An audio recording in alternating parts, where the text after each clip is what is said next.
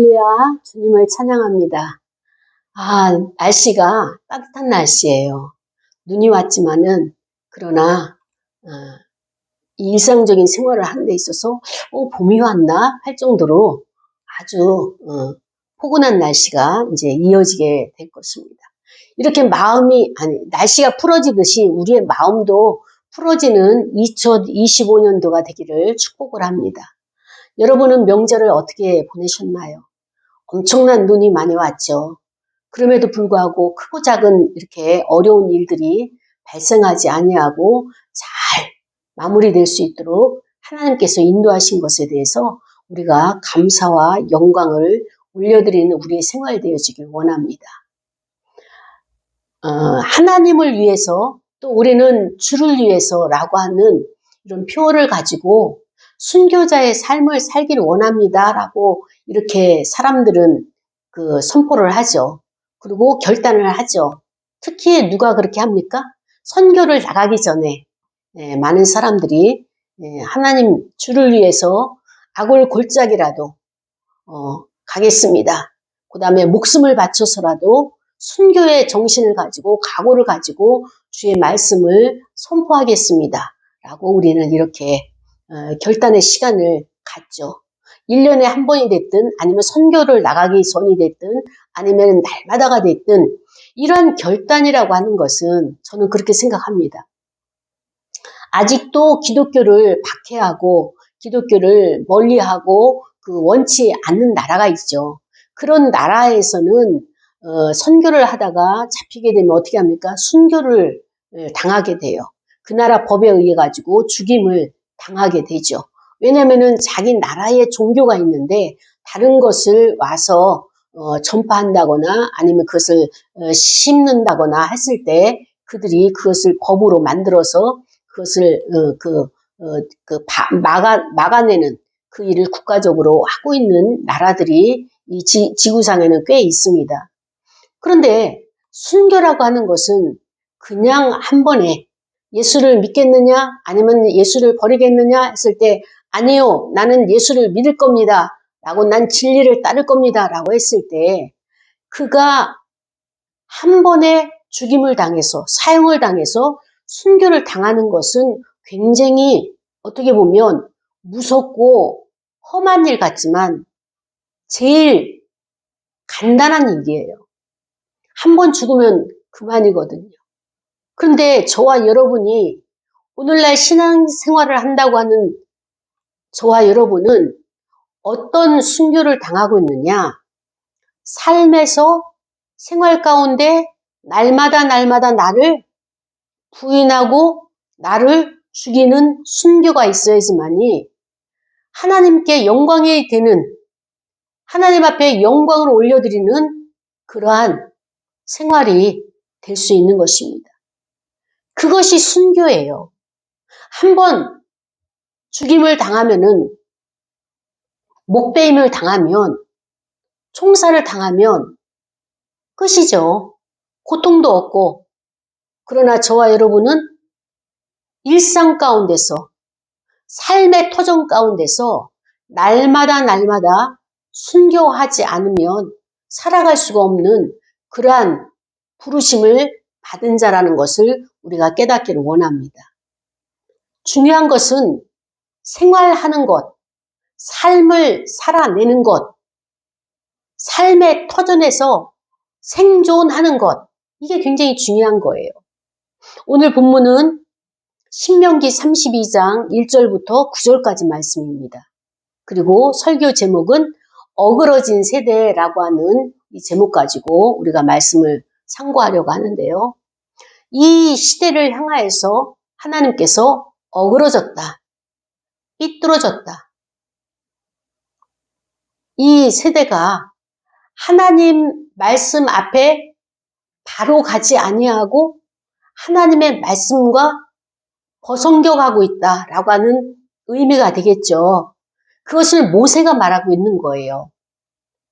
모세는 하나님의 말씀에 의지해서 너는 저 가나안 땅에 가지 못하고 여기서 가나안 땅에 들어가기 전에 여기서 느보산에서 너의 생을 마감할 것을 말씀하셨잖아요.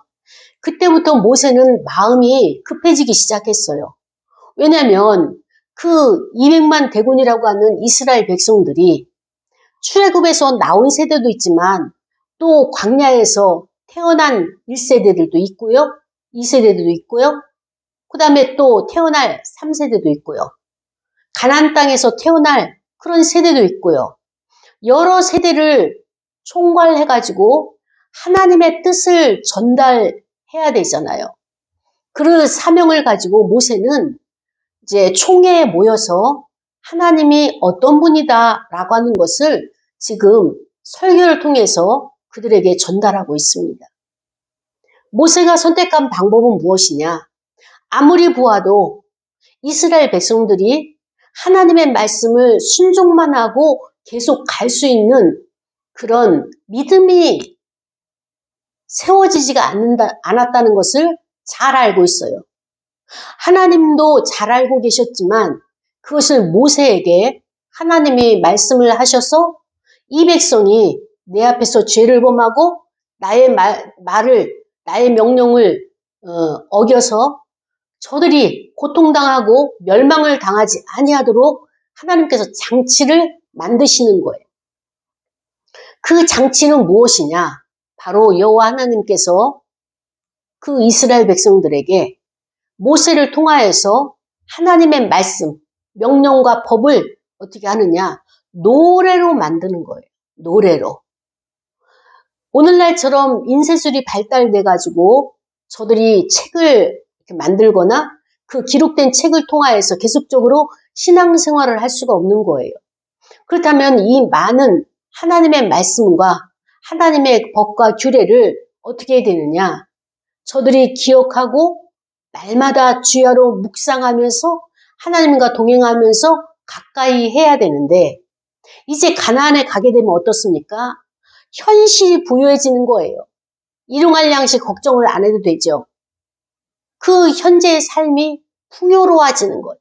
그 땅에 그 만들어진 이 모든 곡식과 과일과 육축으로부터 얻어질 수 있는 이런 모든 고기와 이 모든 것들이 광야에 비교할 것 없고 애국과 비교할 수 없을 정도로 하나님께서 준비된 그곳에는 풍성하게 누릴 수 있도록 허락을 하셨단 말씀이죠. 그런데 과연 이스라엘 백성들이 이렇게 부유하고 풍요로운 삶을 계속 이어져 갈 수 있을까? 그것을 봤을 때 하나님을 떠나고 하나님께서 주신 것에만 만족하려고 하지 이 주신 것을 감사하여서 그 근원 되신 하나님을 찾는 자가 몇이나 있겠느냐? 이것이 하나님께서 바라보는 시각이셨던 것이죠. 그래서 모세를 통하여서 이 백성이 하나님을 떠나지 않냐고 그 모든 만물을 누릴 수 있고 풍요를 누릴 수 있도록 하기 위해서 그 전략이 무엇이냐? 말씀을 노래로 만들어서 그래서 이스라엘 백성들에게 가르치는 이 작업을 시작한 것입니다.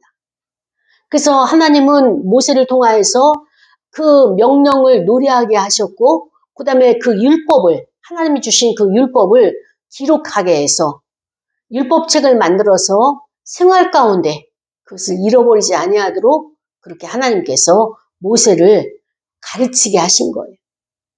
백성들에게 가르치게 하신 거예요. 이러보건대 하나님은 이 구약에서 교사의 역할까지도 다 하신 분이다 라고 하는 것을 우리가 알 수 있겠죠. 그렇습니다.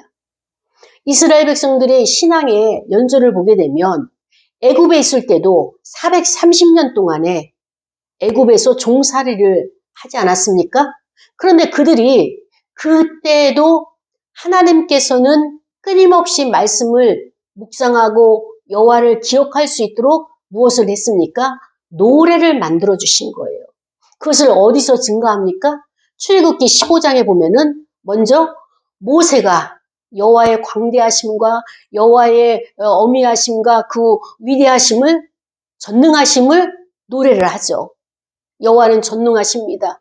말과 그 탄자들을 전부 홍해에 빠뜨리고 여호와께서 우리를 구원하셨습니다라고 그 출애굽하고 난 이후에 여호와께 영광을 올려드리죠. 그리고 미리암이 소고를 치면서 그 백성들의 모든 여인들이 나와가지고 백성들과 함께 여호와를 찬양하고 우리 모두는 여호와 하나님을 경외하고 하나님이 구원하시는 백성이고 하나님께서 우리를 보호하시는 우리의 백성이다. 나는 하나님의 것이다. 라고 하는 것을 고백을 하죠. 그때도 430년 동안에 애굽에서 다른 신들이 그렇게 범람하고 많이 있었을 때 이 모세가 어떻게 그 신앙을 유전을 계속적으로 전승할 수 있었을까? 그것은 노래예요. 하나님께서 주신 방법으로 모세가 노래를 가르쳐서 이스라엘 백성들에게 가르쳤고 또 모세 이전에 또 하나님께서 또 다른 지도자들을 통하여서 가장으로서 그 다음에 족장으로서 그 여러 가지 공동체 제사장들이 이러한 것들을 사역을 감당하고 있었던 것을 볼 수가 있는 것입니다. 하나님은 우리를 보실 때 지금 현재도 보시지만 앞으로의 것도 하나님은 보시는 거예요. 그리고 미래에 닥칠 문제에 있어서 어떻게 하십니까? 미리 예방을 하시는 거예요. 하나님이 우리가 되어질 일들, 나의 인생에 있어서 되어질 일들에 있어서 다 알고 계시죠. 때로는 그것을 하나님 많이 간직하고 계실 때도 있지만 또 때로는 사람의 입을 통하여서 때로는 기도를 통하여서 때로는 기록된 말씀을 통하여서 우리에게 알려주실 때가 있죠. 그럴 때 우리는 하나님께서 나를 향하신 예언의 말씀이다 라고 이렇게 우리는 받아들이죠. 미래를 향해서 점치는 것이 예언이 아니라 하나님이 나를 통해서 행하실 일들을 알려주시는 것이 그것이 하나님이 말씀하신 것을 그대로 성취해 나가는 것을 우리는 예언이라고 말하고 있는 것입니다. 세상의 예언은 무엇입니까? 나를 위해서 나의 좋은 것이 되어지고 나에게 복을 주는 것이고 나에게 유익이 되는 것을 예언이라고 말한다면 기독교 안에서 예언은 달라요. 내가 어떻게 하나님의 영광을 위해서 쓰임받을 것이며 하나님의 뜻이 무엇이며 하나님의 섭리가 무엇이어서 그 섭리 가운데 그 뜻 가운데 내가 어떻게 주를 위해 헌신하고 주를 위해 영광을 올려드릴 것인가 라고 하는 그 차이가 있는 것이죠. 나의 유익이 아니고 나의 복이 아니라 하나님의 나라를 위해서 헌신하고 하나님의 나라를 위해서 바쳐지는 것들에 있어서 하나님이 하나님이 기뻐하시는 것이 무엇입니까? 하나님 홀로 영광 받으시는 것이 하나님 혼자 만족하는 것이 아니라 모든 창조된 하나님의 창조물과 또 예수 그리스도의 구속하시는 그 구속자의 반열에 있는 모든 자들이 또 만물이 평안하고 기쁨을 누리고 이것을 창조하시고 이것을 이끌어 가시는 분이 누구인가를 알게 하는 그럴 때에 하나님도 기뻐하시고 만족하시는 거예요. 우리는 누릴 것은 다 누리고 살아요. 부족함이 없이 살아요. 그런데 이것이 영원하고 이것이 계속 지속될 것이라고 생각을 하고 살다가 어느 날 그 질서와 그 환경과 이 모든 것이 깨지는 거예요. 어그러지는 거예요. 그러면 우리는 어떻게 합니까? 큰 충격을 받아요. 우리에게 자유를 주셨어요. 하나님께서 자유민주주의라고 하는 시장 경제 체제에 합당한 그렇게 자유로움을 주셨단 말씀이죠. 그런데 어느 날 이 자유에 대해서 제재를 받게 되면 충격을 받게 되는 거예요. 왜 나의 주권을 너희들이 간섭을 하느냐? 그럼에도 불구하고 이 자유를 누릴 수 있도록 하나님이 나에게 주권을 주신 거에 있어서 우리가 그동안에 감사를 했습니까? 하나님 앞에 영광을 돌렸나요? 하나님 주를 위해서 이 모든 자유를 올려드렸나요? 이런 것은 하지 않으면서도 어떻게 합니까? 나의 것이 손실을 당하고 또 나의 것이 타에 의해서 제재를 받게 되면 우리는 분노를 일으키는 것이 당연하고 마땅한 것인 것처럼 여기는 것이 그동안에 누려왔던 것을 감사하지 않고 누리기만 했다는 증거가 되는 것입니다. 모세는 이러한 백성들의 마음을 너무나 잘 알았어요. 그리고 또 하나님의 마음도 너무나 잘 알았죠. 왜요? 하나님은 모세에게 말씀하시고 하나님은 모세에게 하나님의 뜻을 흘러가도록 그래서 백성들을 다스리도록 하나님의 섭리를 계속 말씀하셨죠. 모세는 그것을 알았기 때문에 우리의 하나님은 선하신 하나님이시구나. 우리의 하나님은 인격적인 분이시구나. 우리의 하나님은 사랑이 많으신 하나님이시구나. 그래서 우리의 하나님은 어떤 분이시냐? 우리 삶의 기초가 되시는 분이시다. 우리가 그걸 다른 말로 표현한다면 나의 반석이 되시는 분이시다. 우리의 하나님, 나의 하나님은 어떤 분이냐? 공급자의 하나님이시다. 내가 부족함이 있다고 슬퍼하고 내가 다른 사람보다도 많은 것을 누리지 못한다고 억울해하면서 살 필요가 없는 것이다. 하나님이 나에게 필요하시다면 공급하시는 공급자로 역사하실 것이고 나에게 불필요한 것은 하나님께서 제한을 두실 것이다. 라고 하는 것이 우리의 믿음의 바탕이 되어져야 되는 것이죠. 그러나 어떻습니까? 세상의 사람들이 우리보다 더 많이 가졌고 세상의 사람들이 우리보다 더 많은 것을 누리고 나보다도 더 많은 공부를 하고 나보다도 더 많은 권력을 누리고 명예를 차지하고 인기가 있고 이런 것에 비교하다 보니까 어느덧 내 안에 하나님의 말씀이 사라져버리고 말았던 것이죠. 지금 하나님이 염려하시는 것이 염려가 아니지만은 그것을 차단할 방법으로 노래를 가르치게 한 거예요. 하나님의 말씀을 노래를 만들어서 모세에게 그 땅에 가면 젖과 꿀이 흐르는 땅에 가게 되면 그 땅에 원주민들이 있단 말이죠. 그 원주민들이 얼마나 많은 부요와 얼마나 많은 풍요를 누리고 살겠습니까? 그리고 가게 되면 어떻습니까? 이 땅이 우리의 땅인데 너희들이 와서 이스라엘 백성들이 와서 하나님의 선민이라고 하면서 와가지고 이 땅을 차지하고 우리의 것을 다 가져가려고 한다고 서로 싸우게 되겠죠. 영역 싸움도 있겠고요. 그 다음에 또 신과 신과의 전쟁으로 해서 별들의 전쟁으로 해서 또 신과 신의 대립으로 싸움도 다툼도 있겠고요. 여러 가지 생활에 있어서 들어가는 자와 그 땅을 차지하고 원주민으로서 텃세를 부리고 또 어떻습니까? 갑질을 하는 그런 환경 가운데 어떻게 여호와 하나님을 모시면서 생활을 할 수 있을까? 여기에 대해서 하나님은 미리 지금 그림을 그리신 거예요. 그것을 모세에게 말씀을 하시고 모세는 노래를 불러가지고 노래를 만들어서 이스라엘 백성들에게 그것을 가르치죠. 여호와가 어떤 분이냐? 우리의 삶의 기초가 되신다. 우리 반석이 되시는 하나님이시다. 그 하나님은 공평하시다. 그 하나님은 진실하시다. 거짓이 없으시다. 그 하나님은 참 선하신 분이시다. 그 하나님은 우리를 위해서 모든 것을 희생하시고 공급하시는 그 하나님이시다. 그래서 우리가 여호와 하나님을 믿고 의지하게 되면 그분은 우리에게 믿음을 통하여서 계속적으로 지속적으로 우리를 돌보시는 하나님이시다. 그래서 하나님은 나의 창조자요, 나의 보존자요, 나의 아버지시다 라고 하는 것을 모세는 이스라엘 백성들에게 가르치는 것.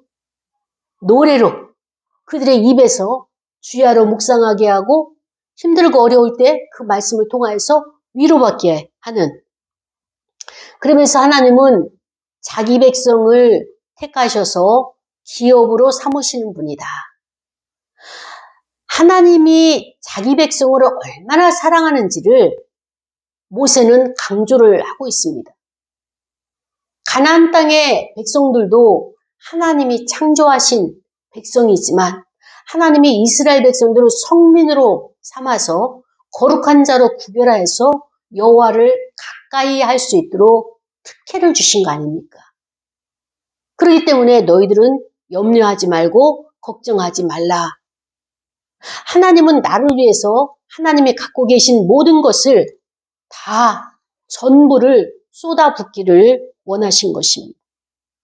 그래서 이스라엘 백성들이 오늘날 저와 여러분이 하나님의 은혜를 입고 있는 자들이 다른 것을 신으로 여기고 다른 것에 마음을 빼앗길 때 하나님은 질투하는 마음이 올라오게 되는 거예요.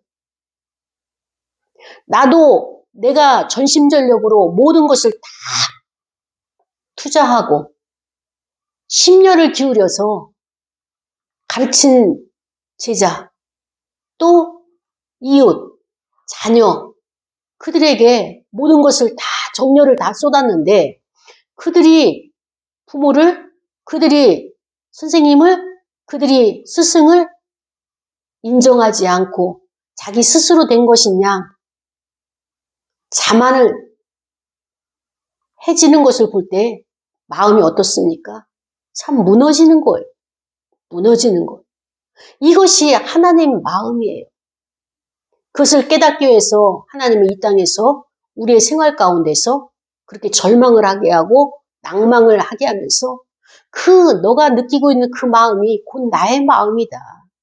너는 지금 나에게 바로 서 있느냐? 나의 선함을 내 안에도 선을 갖고 있느냐? 나의 사랑을, 너도 그 사랑을 흘려보내고 있느냐?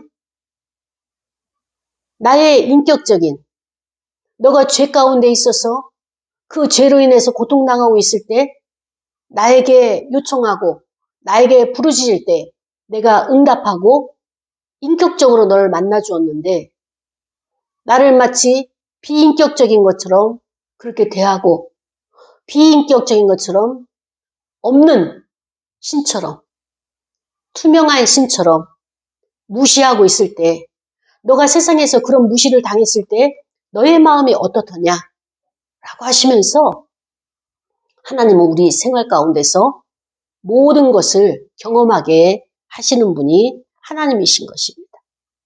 이렇게 하나님은 아버지로서 자기 백성을 돌보시는 거예요. 보호하시는 거예요. 훈련시키시는 거예요. 양육하시는 거예요. 이게 아버지예요. 하나님은 우리에게 아버지로서 2025년도를 준비하셨습니다. 이제 모세는 어떻게 합니까? 하나님 앞에서 이 땅에서 하직을 해야 돼요. 그렇다면 모세의 그 뒤를 이어서 지도자를 세워야 되는데 누구를 세웁니까?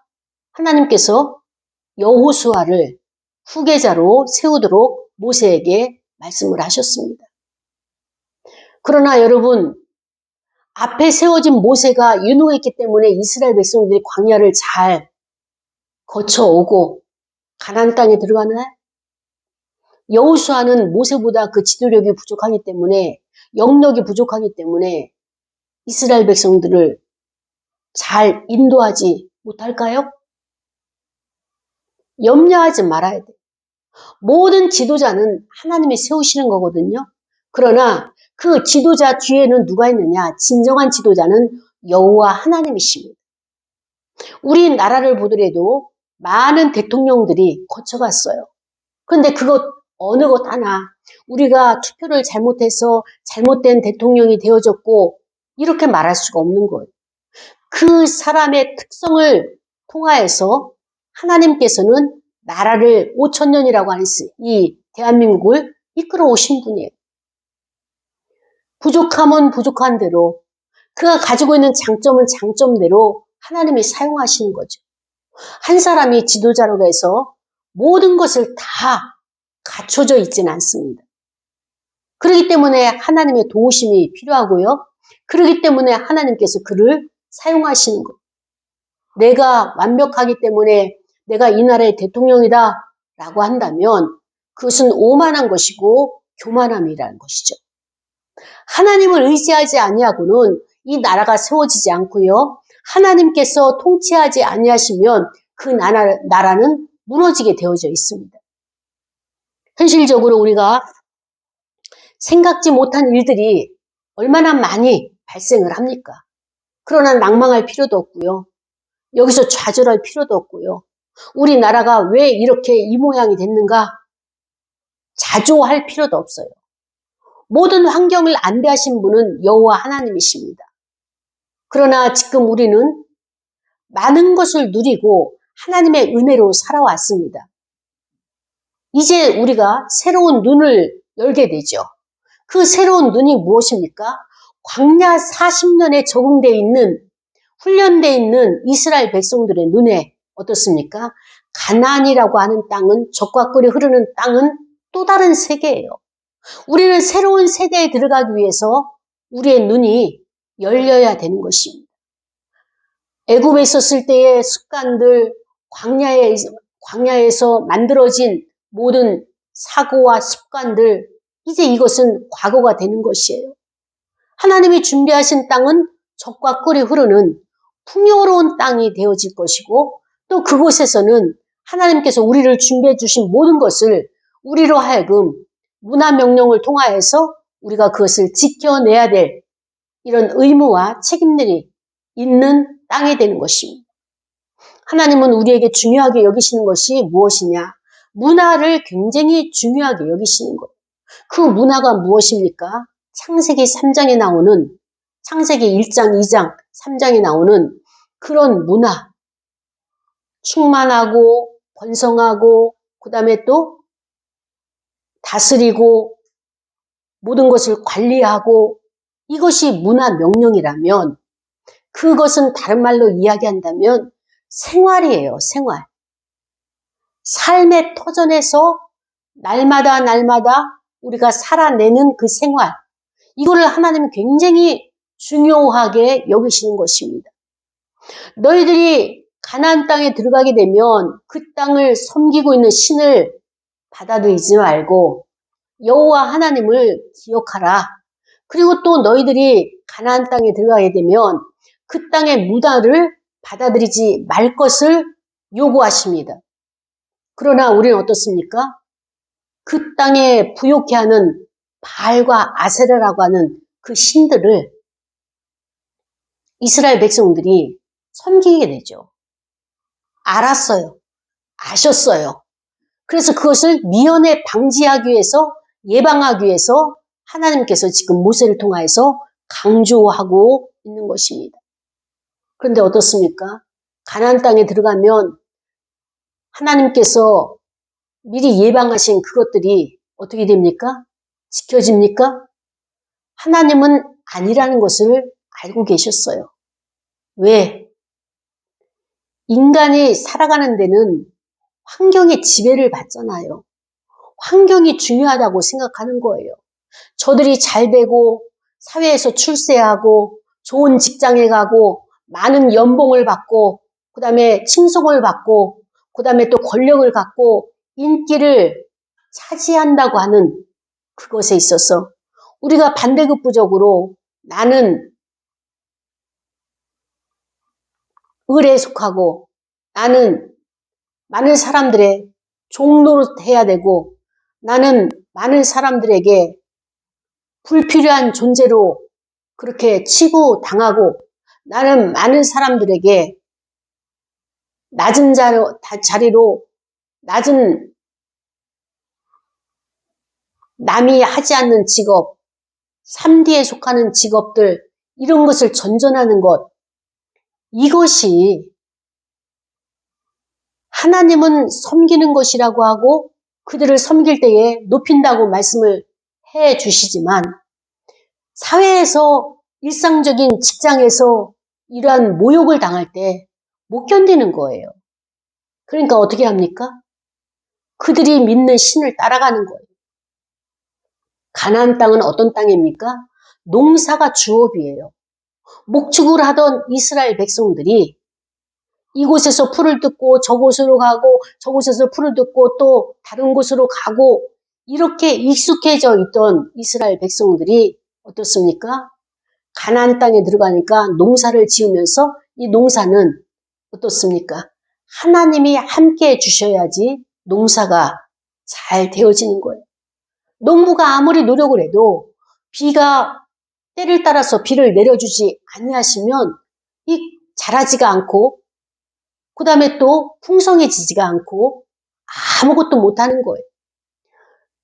비가 오지 않을 때 이제 열매가 무르익어가지고 탐스러워질 때 비가 온다. 비바람이 친다. 그러면 그것이 다 낙수가 돼가지고 떨어져서 거둘 것이 없고 열매를 취할 것이 없다면 농사가 망치는 거예요. 그 땅에 있는 사람들은 자기들이 믿는 신이 바알이고 아세라면서 거기에 제사드리고 거기에 심취해 있으면서 우리의 신이 최고이다 라고 하면서 그 신을 칭송하고 거기서 마음껏 하나님의 말씀 율법이 없는 그 명령이 없는 규례가 없는 곳에서 그렇게 살아가는 것을 보면서 저렇게 살아야지만이 부자로 잘 사는 것처럼 이스라엘 백성들이 미혹되고 있다는 것을, 미혹될 것이라는 것을 하나님은 알고 계셨던 것입니다. 사랑하는 여러분, 그래서 하나님은 자기 백성을 보호하시고 훈련하시고 양육을 키우시면서 어떻게 합니까? 늘 중심에 여호와 하나님이 함께 하신다. 여호와 하나님께서 나의 하나님이시다 라고 하는 것을 알게 깨닫게 하시도록 모든 만물 가운데 살아계심을 보여주셨습니다. 그런데 미혹이라고 하는 이 악한 영들이 사용하는 이 무기는요. 말 한마디를 그냥 비슷하게 바꾸는 거예요. 하나님에 속하는 것이 백이라면 또 하나님을 떠난 그리스도 밖에 있는 것들이 그 악한 세력들이 1이라고 한다면 사람들은 100과 1을 100대 1에 대해서 명확하게 구분이 됐기 때문에 얼른 100으로 나갈 겁니다. 100에 줄을 설 거예요. 그러나 하나님의 진리와 그리스도 밖에 있는 비진리의 차이는 별반 차이가 없어 보여요. 하나님의 진리가 51이라고 한다면 그리스도 밖에 있는 비진리, 악에 속한 것은 49, 딱 2% 차이가 나는 것입니다. 그 2% 차이를 분별하지 못하여서 우리는 미혹을 당하고 거기서 헤어나오지 못하게 되는 것이에요. 우리 사회를 보더라도 지금 똑같아요. 어떤 사람들은 위장을 하고 어떤 사람은 참 진리를 쫓아가고 따르는 자들이 있는데 그 위장한 사람들은 10가지 중에서 8가지는 같다. 그러나 2가지가 틀리다. 이렇게 분석가들은 말을 하고 있는 것입니다. 진리도 마찬가지고 우리의 자유도 마찬가지고 체제도 마찬가지고 그 2% 때문에 나라가 망한다. 여러분 공부해야 돼요. 여호와 하나님을 알아야 돼요. 힘써 알아야 돼요. 그래야지 그 2%를 분별해서 하나님의 만족하는 예배를 드리고 하나님께서 기뻐하시는 생활을 할 수 있게 되는 것입니다. 이 게으르고 나태하고 세상 일에 취하고 세상의 정보에 분주하다 보면 2%를 놓쳐가지고 나의 영혼이 파괴되고 멸망당하는 그 길을 가게 되는 것입니다. 어쩌면 지금 가고 있으면서도 분별하지 못하고 있는 것은 아닌가? 우리가 이것을 깨달아야 되는 것입니다. 사랑하는 여러분, 하나님이 우리 삶에, 우리 생활에 임재하셔요. 그러나 그 임재하시는 것을 우리가 어떻게 할 수 있느냐? 주로 우리의 일상이 깨지게 되는 것입니다. 모세가 출애굽기 24장인가요? 장로들을 데리고 백성들을 데리고 시내산에서 여호와 하나님을 만나죠. 그런데 어떻습니까? 이스라엘 백성들과 장로들은 우리는 여호와 하나님을 만나지 않겠습니다. 왜냐?